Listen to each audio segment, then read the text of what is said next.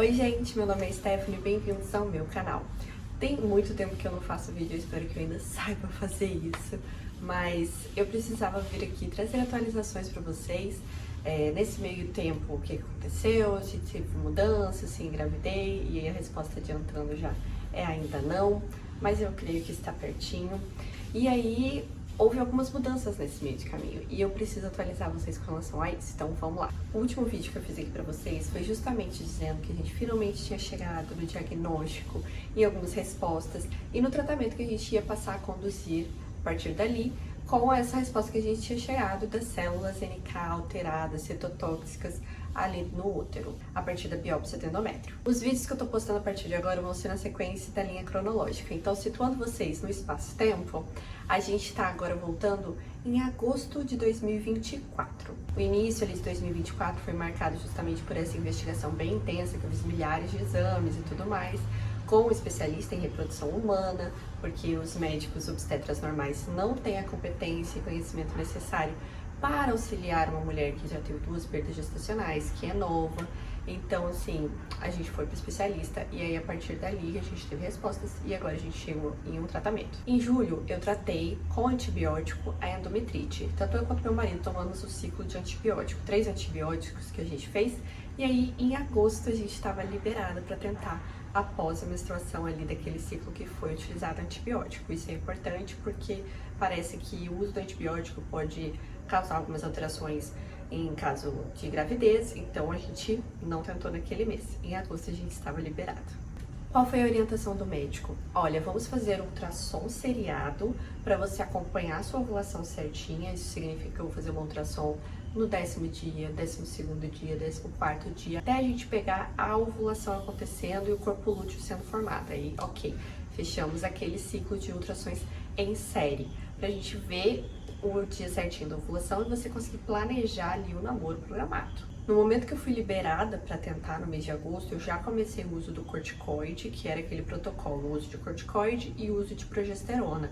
A progesterona após a ovulação, o corticoide contínuo. E aí a clínica que eu estava fazendo as ultrassons indicava fazer essa ultrassom para acompanhar a ovulação a partir do 12º dia do ciclo. Mas eu já estava conhecendo muito bem meu corpo e eu sabia que a minha ovulação acontecia lá pro 20º.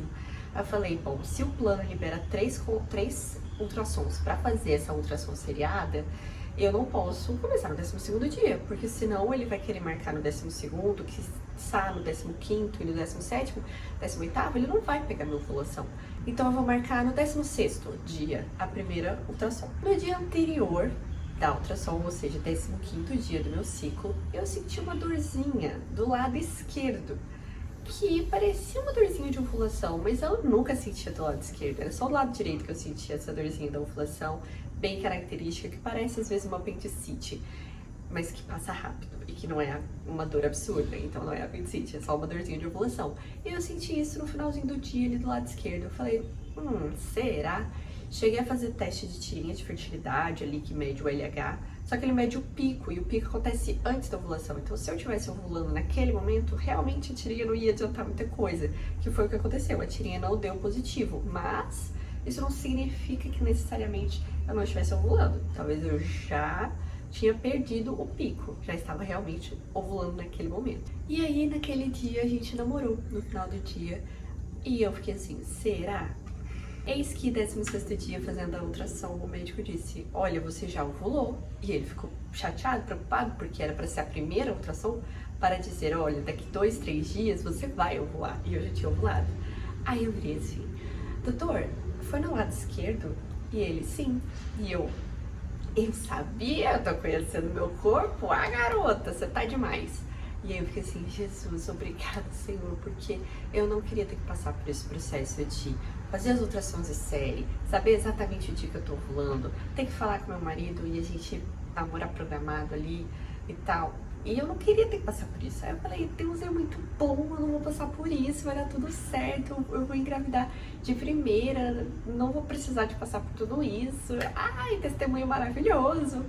Tá, saí dali já assim, radiante, desconfiando plenamente de que estava feito. Eu saí da clínica, já corri na farmácia para comprar a progesterona, que no meu caso era Ultrogestante, 200 mg, pra começar a usar imediatamente e já tava assim.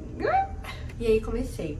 Era via vaginal, então colocava a cada 12 horas lá dentro. Eu escolhi os horários de 10 horas da manhã e 10 horas da noite. E aí ficava um tempo ali deitada pra poder não escorrer diretamente a medicação, porque depois ela fica saindo ali na calcinha um creminho branco, digamos assim, que é a cápsula, né? Que derrete com o calor do corpo e aí vai liberando a medicação. E aí os dias foram passando e a expectativa estava a milhão, como eu disse. E eu resolvi fazer teste com 10 dias após a ovulação, porque aí você já consegue pegar positivo no teste de farmácia. Mesmo que seja muito discreta a tirinha, muito fininha, mas já é possível pegar. E eu só precisava disso, porque eu tinha certeza que eu estava grávida. E o 10º dia foi num sábado, eu mal consegui dormir naquela noite, acordei cedinho, já fui correndo fazer o teste de gravidez e ele deu negativo.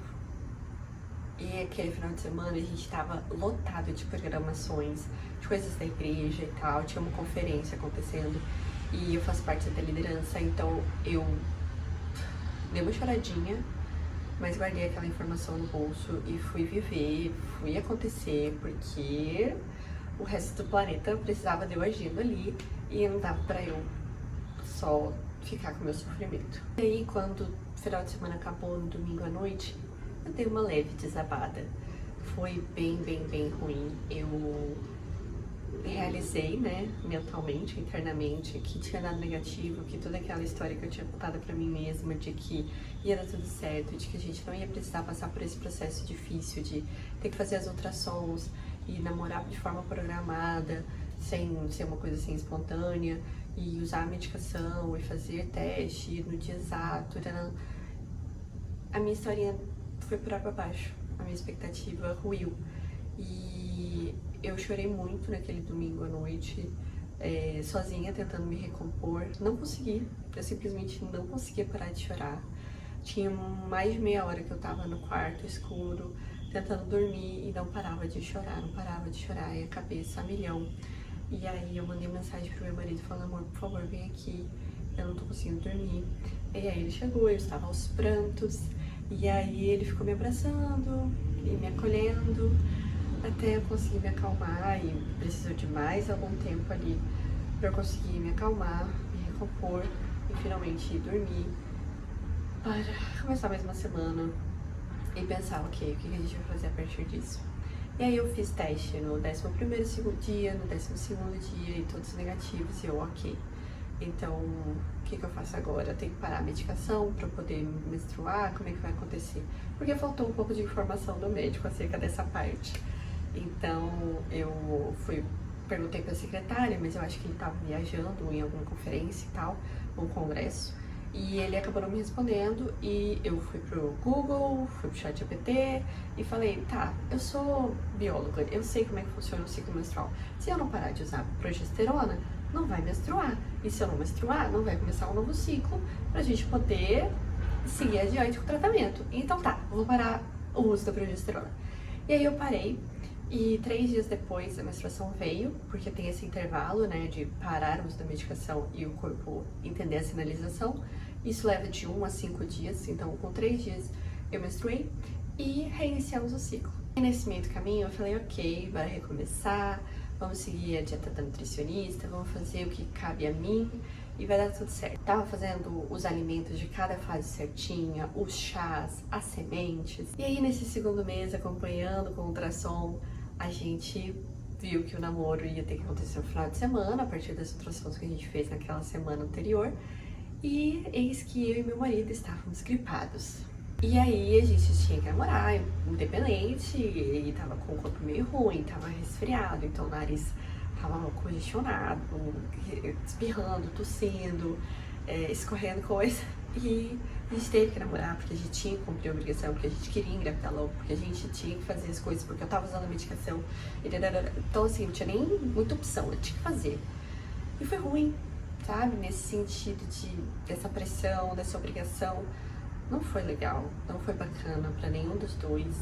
E quando eu voltei na segunda-feira fazer a ultrassom, depois de ter feito o dever de casa, conforme o ultrassonografista tinha dito, né, na sexta-feira, ó, agora é hora de fazer o dever de casa.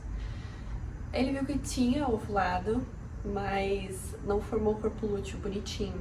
formou um cisto hemorrágico, que daí significa que provavelmente você ovulou, mas não formou o corpo lúteo, formou um cisto hemorrágico, um vasinho ali se rompeu e tal. Ele até perguntou se eu tinha sentido dor, porque é comum quando você tem cisto hemorrágico que tenha uma dor localizada e tal, às vezes descobre que teve um cisto hemorrágico por conta disso, e eu falei, não senti nada. E aí, quando o médico falou isso, que teve cisto hemorrágico, eu fiquei bem desanimada e a frustração bateu de novo. E aí, naquele segundo mês, eu estava com a expectativa quase zero, mas que mulher que tem coragem de não utilizar a medicação que foi prescrita para se utilizar.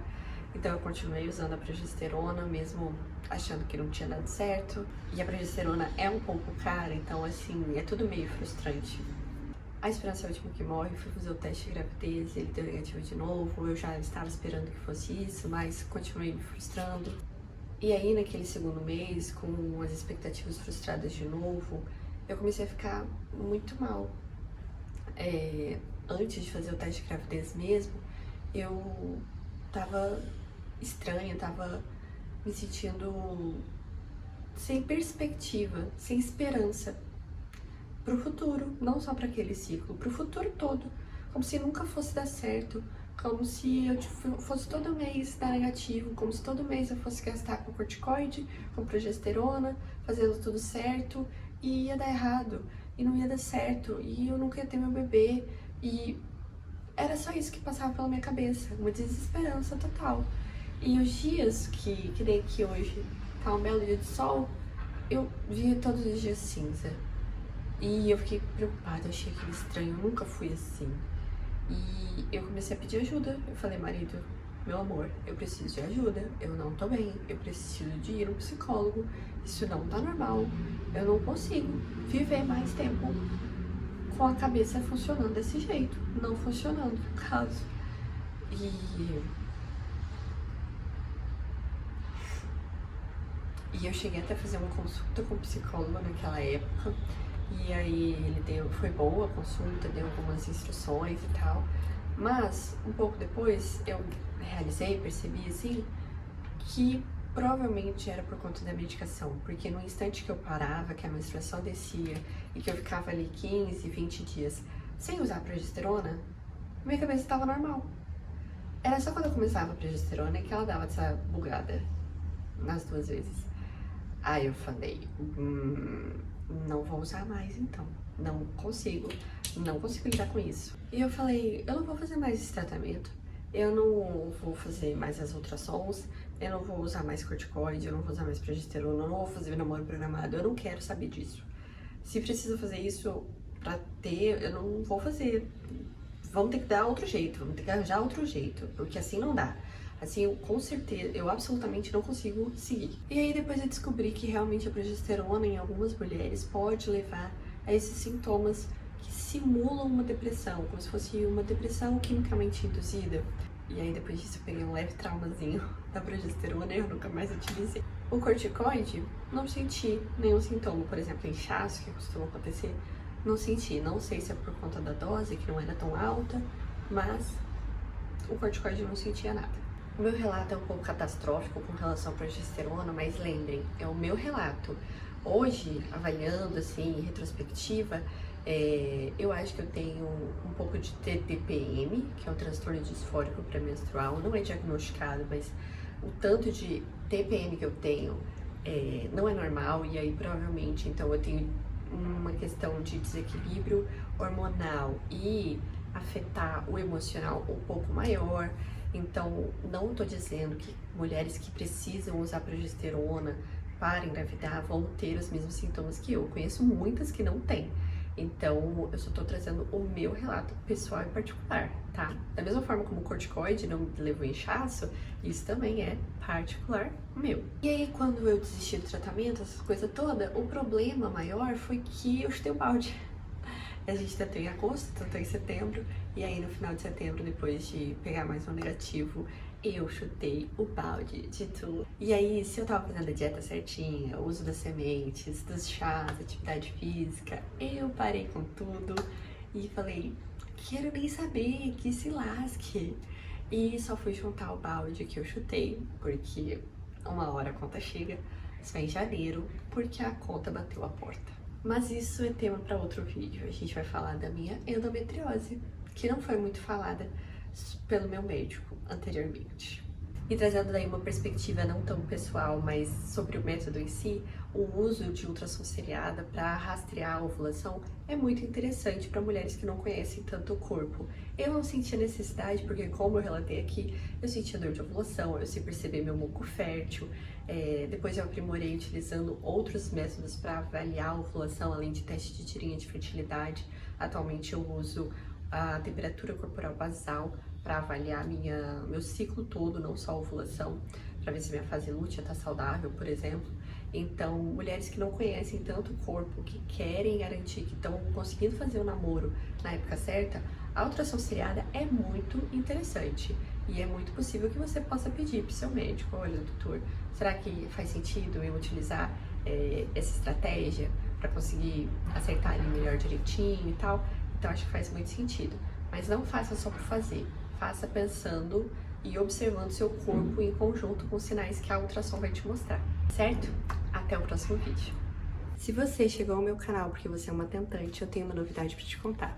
Eu escrevi um e-book que se chama Tudo que uma tentante precisa saber, com as informações selecionadas do que eu considero relevante e essencial que uma tentante saiba, para que ela possa tentar com segurança, com clareza, com o caminho que ela vai seguir, sem neurose, sem terrorismo, nada disso, porque a nossa cabeça já tá cheia de coisas para fazer e dar conta. Então não precisa acrescentar mais doideiras que a gente fica vendo na internet. Aqui tem apenas o essencial. Vou falar um pouquinho dos capítulos para você.